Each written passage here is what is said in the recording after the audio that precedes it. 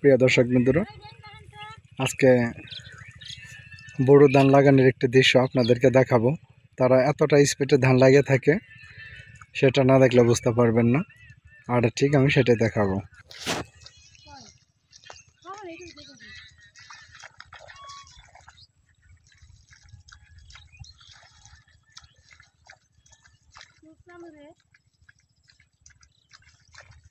প্রিয় দর্শক বন্ধুরা, আপনারা ইতিমধ্যে দেখতে পারতেছেন যে তাদের হাত কিভাবে চলে।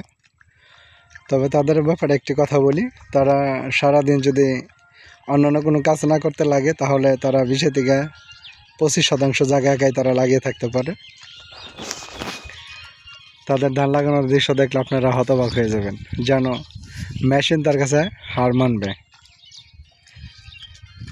প্রিয় দর্শক বন্ধুরা, যদি তাদের এই ধান লাগানোর দৃশ্যটি ভালো লাগে তাহলে অবশ্যই কমেন্টে জানাবেন।